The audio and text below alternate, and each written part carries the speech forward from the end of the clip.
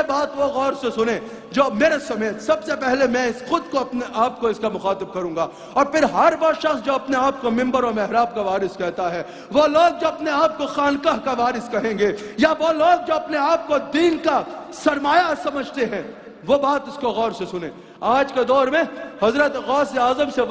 سے بڑا ولی ہونا تو دور کی بات ہے، سب کو اکٹھا کر لو، میرا خیال ہے کسی کا سر غوث اعظم کے قدموں کے برابر نہیں ہوگا۔ لیکن غوث اعظم کی بات سنو، غوث اعظم کی یہ بات سننا اور سمجھنا خواص کے لیے بالخصوص اور عوام کے لیے بالعموم بہت ضروری ہے۔ وہ کیا ہے؟ حضرت شیخ عبد القادر جیلانی فرماتے ہیں، مجھے میرے شیخ حماد بن مسلم نے جب خلافت دی نا تو وہ ایسے ہی تو پلیٹ میں رکھ کے تحفے میں خلافت نہیں دے دی، آپ فرماتے ہیں مجھے بڑا مجاہدہ کرنا پڑا۔ حالانکہ یہ وہ غوث اعظم ہیں جن کی ولادت سے پہلے حسن بصری میں نے بیان کیا ان کی بشارت دے رہے ہیں، جنید بغدادی ان کی بشارت دے رہے ہیں، بایزید بستامی ان کی بشارت دے رہے ہیں، حضور کا جبہ امانتاً ان کے لیے جنریشنز میں چلا آ رہا ہے۔ اللہ اکبر، حضور علیہ السلام ان کی ولادت پر حضرت شیخ ابو صالح کو مبارک دے رہے ہیں، اللہ کے مادر زاد ولی کامل ہیں۔ اس کے باوجود حضرت شیخ عبد القادر فرماتے ہیں مجھے یہ مقام ایسے ہی نہیں مل گیا، مجھے خلافت ایسے ہی پلیٹ میں رکھ کے نہیں دے دی گئی،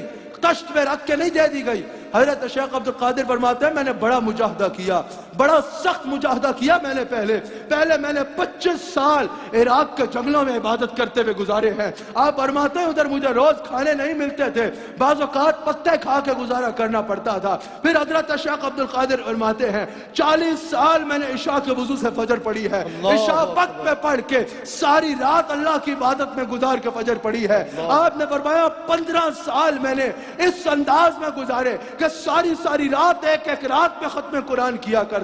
آپ فرماتے ہیں میں نے حد درجے کا مجاہدہ کیا، اس کے بعد مجھے خلافت ملی اور یہ مقام ملا جس میں میں آج فائز ہوں۔ آج اگر کوئی اولیاء کی اولاد میں ہو، آج اگر کوئی علماء کی اولاد میں ہو، وہ سمجھتے ہیں ہمارے دادا پردادا کر گئے جو کچھ کرنا تھا، ہم نے کچھ نہیں کرنا، ہم نے صرف گدی پہ بیٹھ کے پروٹوکول لینا ہے۔ بھائی ایسی بات نہیں ہے، دادا نے جو کیا، پردادا نے جو کیا، والد نے جو کیا وہ انہوں نے کیا، اس کا اجر تمہیں ملے گا۔ قرآن میں موجود ہے کان ابوہما صالحا، قرآن میں موجود ہے اگر 14 پشتیں پہلے بھی ابا نیک ہو تو 14 پشتوں بعد اولاد کو اپنے ولی باپ کی وجہ سے اجر ملتا ہے، ولی باپ کی وجہ سے قدر ملتی ہے، لیکن وہ ایسے ہی نہیں ہوگی۔ یہ یاد رکھیے گا حضرت یعقوب علیہ السلام کے گھر میں پیدا ہونے والا ہر بچہ یوسف نہیں تھا، یوسف وہی بلا جس نے اپنے تعلق کو رب کے ساتھ جوڑا۔ تمہیں اپنے نسب کا فیض ملے گا لیکن ٹریک سے اتر کے نہیں ملے گا، تب ملے گا جب تم وہ کرو گے جو تمہارے دادا نے کیا۔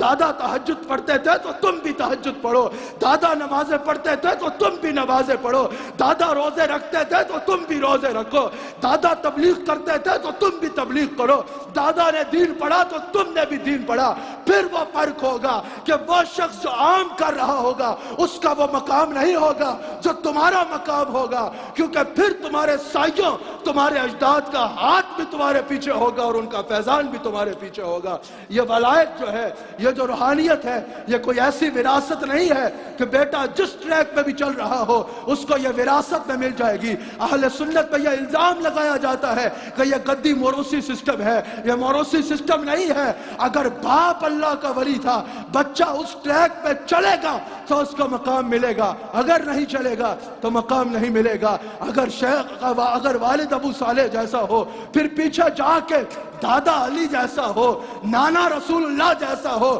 ماں سیدہ زہرا جیسی ہو، اور پھر بیٹا عبد القادر جیلانی جیسا ہو، تو وہ کیوں نہیں ایسا ہوگا کہ جس رستے سے گزرے گا فرشتے سلامی دینے کو حاضر ہوں گے۔ اللہ تعالی ہم